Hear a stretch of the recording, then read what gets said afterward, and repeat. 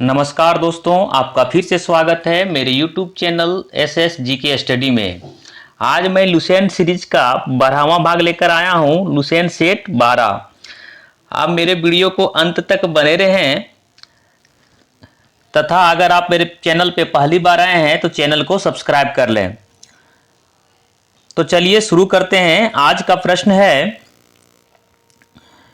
देश बंधु के उपनाम से कौन जाने जाते हैं? देश बंधु के उपनाम से कौन जाने जाते हैं? तो देश बंधु के नाम से जाने जाते हैं कौन? चितरंजन दास को देश बंधु के नाम से जाने जाते थे।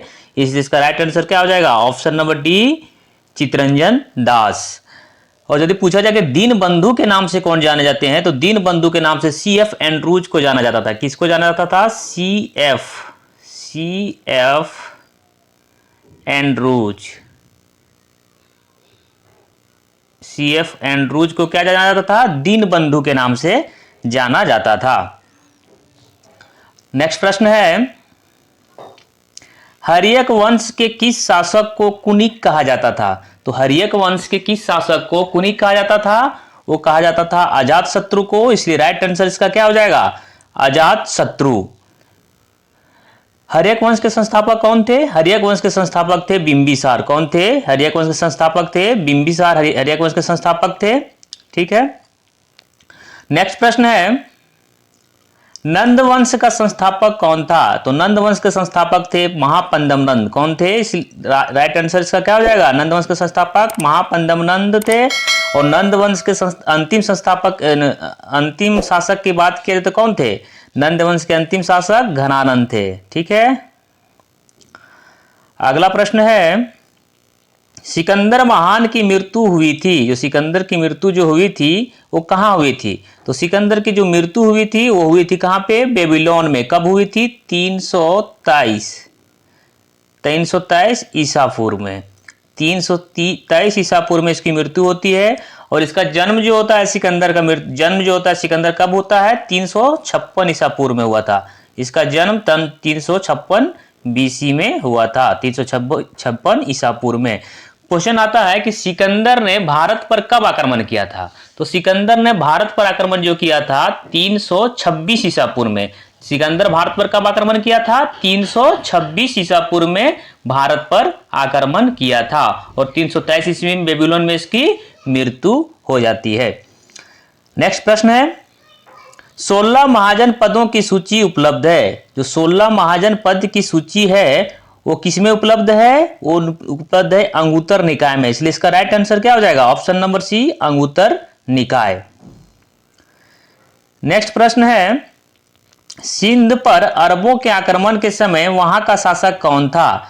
सिंध पर अरबों का आक्रमण के समय वहां का शासक कौन था? तो वहां का शासक था दाहिर। तो सिंध पर अरब आक्रमण कब हुआ था? 712 ईस्वी में। 712 ईस्वी में आक्रमण कौन किए थे? मोहम्मद बिन कासिम। कौन किए थे? मोहम्मद बिन कासिम ने सिंध पर आक्रमण किया था। उस समय वहां पे किसका शासन था? दाहिर का शासन था। कब किया था? 712 ईस्वी। याद रखिएगा, ईस्वी।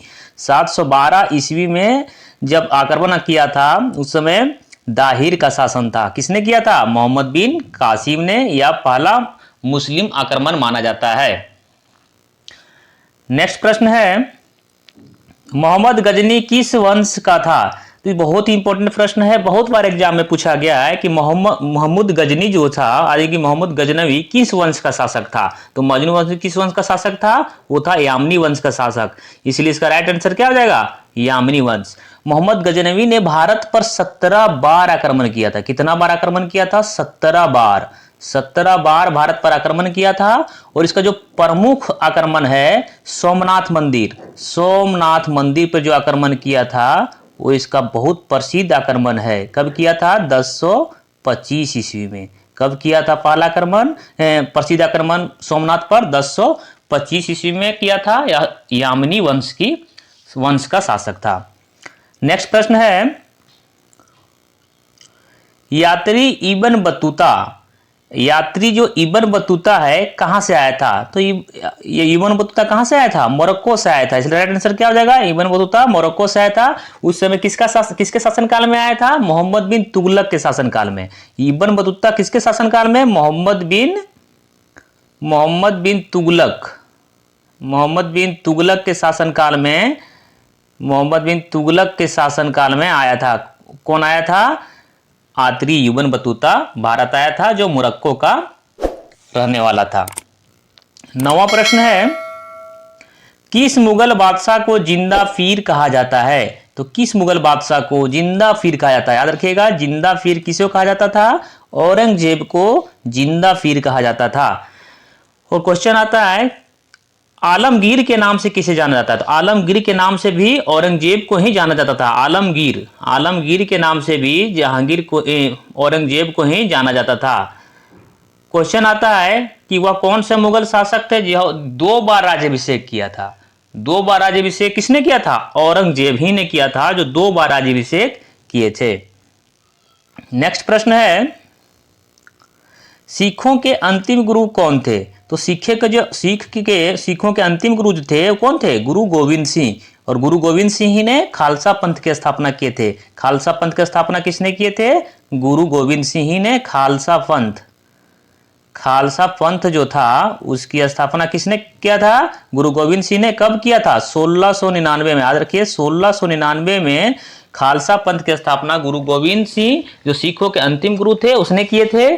सिख धर्म के जो 5वें गुरु गुरु अर्जुन देव थे, इसने ही गुरु अर्जुन देव ने अमृतसर में स्थित स्वर्ण मंदिर का निर्माण कार्य शुरू कराया था। ठीक है, अगला प्रश्न है, 1857 के समय भारत का गवर्नर जनरल कौन था? तो 1857 के समय भारत का गवर्नर कौन था? वो थे लॉर्ड कैनिंग। कौन थे? Lord Canning. और जो नील आर्मस्ट्रांग दिया हुआ है, नील आर्मस्ट्रांग क्या है? चंद्रमा पर पहुंचने वाले पहले व्यक्ति को थे। कौन है? Neil Armstrong. और जॉन मथाई, स्वतंत्र भारत के पहले रेल मंत्री की बात किया जाए तो जॉन मथाई थे। स्वतंत्र भारत के पहले रेल मंत्री की बात किया तो कौन थे? जॉन मथाई, जो बाद में वित्त मंत्री भी बने थे। भारत के वित्त मंत्री भी जॉन मथाई बने थे। लेकिन इसमें पूछ रहा है 1857 के गदर के समय भारत के गवर्नर कौन था? तो वो थे लॉर्ड कैनिंग। नेक्स्ट प्रश्न है, OMR का पूर्ण रूप क्या है? तो OMR का जो पूर्ण रूप है, OMR का पूर्ण रूप है ऑप्टिकल मार्क रीडर। इसलिए राइट आंसर क्या होगा? Option number B right answer हो जाएगा, ऑप्टिकल मार्क रीडर। नेक्स्ट प्रश्न है, चंद्रगुप्त मौर्य ने अपना अंतिम समय कहां बिताया था? चंद्रगुप्त मौर्य ने अपना अंतिम समय कहां बिताया था? तो अपना अंतिम समय जो चंद्रगुप्त मौर्य थे वो बिताए थे श्रवण बेलगोला में। या किस वंश के संस्थापक थे? मौर्य वंश के संस्थापक थे। चंद्रगुप्त मौर्य वंश के संस्थापक थे। ठीक है, इसके प्रधानमंत्री कौन थे? चाणक्य कौटिल्य या विष्णुगुप्त इसके प्रधानमंत्री थे या तो गुरु थे। अगला प्रश्न है, लार में कौन सा एंजाइम पाया जाता है? लार में जो है कौन सा एंजाइम पाया जाता है? लार में एंजाइम पाया जाता है कौन सा? टाइलिन एंजाइम लार में पाया जाता है। अगला प्रश्न है, राष्ट्रपति शासन किस अनुच्छेद के तहत लगाया जाता है? तो राष्ट्रपति शासन है जो भारत में किस अनुच्छेद के तहत लगाया जाता है? वो लगाया जाता है अनुच्छेद 356 के तहत। अनुच्छेद 356 के तहत भारत में राष्ट्रपति शासन लगता है। और भारत में राष्ट्रीय आपात जो लगाया जा सकता है वो अनुच्छेद 352 के तहत राष्ट्रीय आपात, और 360 के अनुच्छेद 360 के तहत वित्तीय आपात। कौन सा अपराध लगाया जाता है अनुच्छेद 360 के तहत? वित्तीय अपराध। आप यदि अब जानते हैं कि भारत में अभी तक कितने बार वित्तीय अपराध लागू किया गया है, जो भारत में अभी तक कितने बार वित्तीय अपराध लागू किया गया है, अगर आप जानते हैं तो आप कमेंट बॉक्स में बताइए। अगला और दिया हुआ है अनुच्छेद 368। जो अनुच्छेद 368 है इसका संबंध क्या है? संविधान संशोधन से है। संविधान संशोधन से है, याद रखिएगा। संविधान संशोधन से किसका अनुच्छेद 368 का संबंध है? फिर से एक बार याद करा दे रहे हैं। अनुच्छेद 352 का संबंध राष्ट्रीय अपराध है। राष्ट्रीय अपराध अभी तक भारत में 3 बार लागू हो चुका है। अनुच्छेद 356 का संबंध राष्ट्रपति शासन से है। भारत में पहला राष्ट्रपति शासन किस राज्य में लगा था? पंजाब में लगा था अनुच्छेद 356 के तहत। और अनुच्छेद 360 का संबंध वित्तीय अपराध में है, वित्तीय अपराध से संबंधित है। और अनुच्छेद 368 का संबंध किससे है? संविधान संशोधन से है। और आपको बताना है कि वित्तीय अपराध भारत में कितने बार लगा है। अगर आप जानते हैं तो कमेंट कीजिए। अब वीडियो कैसा लग रहा है लाइक कर दीजिए, अपने दोस्तों के साथ शेयर भी कर दीजिए। तो चलिए बढ़ते हैं अगले प्रश्न की ओर। अगला प्रश्न है, भीमबेटका किसके लिए प्रसिद्ध है? जो भीमबेटका है जो किसके लिए प्रसिद्ध है, वो है गुफाओं के शैल चित्र के लिए। किसके लिए? गुफाओं के शैल चित्र के लिए भीमबेटका प्रसिद्ध है। 17 नंबर प्रश्न है, राष्ट्रीय मानव संग्रहालय कहां पर स्थित है? तो राष्ट्रीय जो मानव संग्रहालय है वो भारत में भोपाल में स्थित है। कहां पे स्थित है? भोपाल में स्थित है। अगला प्रश्न है, एक जूते हुए खेत की खोज की गई थी। एक जूते हुए खेत की खोज की गई थी, यानी सिंधु सभ्यता की बात कर रही है। सिंधु सभ्यता में जीते हुए खेत की खोज कहां से किया गया था? वो किया गया था कालीबंगा से। इसलिए राइट आंसर क्या हो जाएगा? Option number B, Kalibanga. अगला प्रश्न है, हड़प्पा किस नदी के किनारे स्थित है? जो हड़प्पा जो स्थित है वो रावी नदी के किनारे स्थित है। कहाँ स्थित है? रावी नदी के किनारे स्थित है। जो हड़प्पाकालीन स्थल रोपड़ जो था वो सतलज, रोपड़ पंजाब में स्थित है और सतलज नदी के किनारे स्थित है। कहाँ पे? सतलज नदी के किनारे स्थित है। और जो कालीबंगन है वो राजस्थान में घग्गर नदी के किनारे स्थित था। कहाँ पे? कालीबंगन जो था वो कहाँ पे स्थित है? घग्गर नदी के किनारे, याद रखिएगा। अगर आप जानते हैं कि हड़प्पा की खोज किसने किया था, वो तो आप कमेंट बॉक्स में बताइए कि हड़प्पा की खोज किसने किया था। चलिए बढ़ते हैं अगले प्रश्न की ओर। अगला प्रश्न है, सिंधु सभ्यता का कौन सा स्थल भारत में स्थित है? सिंधु सभ्यता का कौन सा स्थल भारत में स्थित है? तो सिंधु सभ्यता कौन सा भारत में स्थित है? लोथल स्थित है। इसलिए राइट आंसर क्या होगा? Option C. लोथल कहाँ स्थित है? गुजरात में। कहाँ स्थित है? लोथल जो है गुजरात में स्थित है। कहाँ पे? गुजरात में। किस नदी के तट पे? भोगवा नदी के तट पर गुजरात में स्थित है लोथल। नेक्स्ट प्रश्न है, सर्वप्रथम मानव ने किस धातु का उपयोग किया था? तो मानव ने जो सर्वप्रथम धातु का उपयोग किया था वो कौन सा उपयोग किया था? वो किया था तांबा का। राइट आंसर क्या हो जाएगा? ऑप्शन नंबर सी, तांबा। अगला प्रश्न है, पुराणों का अध्ययन करने वाला प्रथम मुसलमान कौन था? तो पुराण का जो अध्ययन करने वाला था वो पहला मुसलमान कौन था? वो पहला मुसलमान था अलबर्नी। कौन था? अलबर्नी ने ही पुराणों का अध्ययन किया था, वो पहला मुसलमान था। नेक्स्ट प्रश्न है, भारत भारतीयों के लिए नारा किस संस्था ने दिया था? तो भारत भारतीयों के लिए नारा किसने दिया था? आर्य समाज ने दिया था। आर्य समाज ने भारत भारतीयों के लिए नारा दिया था। आर्य समाज की स्थापना किसने किया था? दयानंद सरस्वती ने। दयानंद सरस्वती ने आर्य समाज की स्थापना किए थे। किसने किए थे? दयानंद सरस्वती ने किए थे। कब किए थे? 1875 ईस्वी में। याद रखिएगा, आर्य समाज की स्थापना कब हुई थी? 1875 ईस्वी में। किसने किया था? दयानंद सरस्वती ने। और यहाँ दिया हुआ ब्रह्म समाज। ब्रह्म समाज की स्थापना किसने किए थे? ब्रह्म समाज की स्थापना किए थे 1828 ईस्वी में। किसने किए थे? ब्रह्म समाज की स्थापना 1828 ईस्वी में हुआ था। किसने किए थे? अगर आप जानते हैं कि ब्रह्म समाज की स्थापना 1828 में किसने किया था तो इसको आप भी कमेंट बॉक्स में बताइए। अगला प्रश्न है, देश का लौह पुरुष किसे कहा जाता है? जो देश का लौह पुरुष है वो किसे कहा जाता है? सरदार भाई पटेल। सरदार पटेल को देश का लौह पुरुष कहा जाता था। किसे कहा जाता था? देश का लौह पुरुष किसे जाना जाता है? सरदार पटेल को जाना जाता है। नेक्स्ट प्रश्न है, महात्मा गांधी को अधनंगा फकीर किसने कहा? महात्मा गांधी को जो अधनंगा फकीर था किसने कहा था? विंस्टन चर्चिल ने महात्मा गांधी को अधनंगा फकीर कहा था। किसने कहा था? Winston Churchill. इसे राइट आंसर क्या हो जाएगा? Option number C. 26 नंबर प्रश्न है, महात्मा गांधी का जन्म कब हुआ था? तो महात्मा गांधी का जन्म कब हुआ था? हुआ था 2 अक्टूबर 1869 को। राइट आंसर क्या हो जाएगा? ऑप्शन नंबर बी, 2 अक्टूबर 1869। इसकी मृत्यु कब होती है? 30 जनवरी 1948 ईस्वी को। मृत्यु 30 जनवरी 1948 कब हुआ था? 30 जनवरी 1948 को इसकी मृत्यु हो जाती है, मतलब हत्या कर दी जाती है। नेक्स्ट प्रश्न है, पंजाब केसरी के नाम से विख्यात थे। तो पंजाब केसरी के नाम से कौन विख्यात थे? लाला लाजपत राय पंजाब केसरी के नाम से विख्यात थे। 28 नंबर प्रश्न है, काजीरंगा राष्ट्रीय पार्क है, तो काजीरंगा राष्ट्रीय पार्क कहाँ स्थित है? असम में स्थित है। याद रखिएगा, काजीरंगा जो राष्ट्रीय पार्क है वो असम में स्थित है। 29 नंबर प्रश्न है, मोहनजोदड़ो कहाँ स्थित है? तो मोहनजोदड़ो कहाँ स्थित है? मोहनजोदड़ो स्थित है सिंध में। ठीक है, याद रखिएगा, मोहनजोदड़ो स्थित है सिंध में। गुजरात में लोथल, लोथल कहाँ स्थित है? गुजरात में स्थित है। अगला प्रश्न है, चौरी चौरा नामक प्रसिद्ध स्थल कहाँ स्थित है? जो चौरी चौरा नामक जो हत्याकांड हुआ था, वो जो प्रसिद्ध स्थल है वो कहाँ स्थित है? गोरखपुर में स्थित है। चौरी चौरा नामक हत्याकांड कब हुआ था? 5 फरवरी 1922 को। कब हुआ था? 5 फरवरी 1922 को चौरा चौरी नामक हत्याकांड हुआ था, जो चौरा चौरी नामक प्रसिद्ध स्थल है गोरखपुर में। नेक्स्ट प्रश्न है, पंजाबी भाषा किस लिपि में लिखी जाती है? जो पंजाबी भाषा है वो किस लिपि में लिखी जाती है? वो लिखी जाती है गुरुमुखी में, और हिंदी भाषा देवनागरी में लिखी जाती है। याद रखिएगा, पंजाबी भाषा गुरुमुखी लिपि में, और हम लोग का जो हिंदी भाषा है वो किस लिपि में लिखी जाती है? देवनागरी भाषा, देवनागरी लिपि में लिखी जाती है। अगला प्रश्न है, सबसे अधिक डाकघर वाला देश। तो सबसे अधिक डाकघर वाला देश कौन सा है? वो है हमारा भारत। कौन सा है? भारत।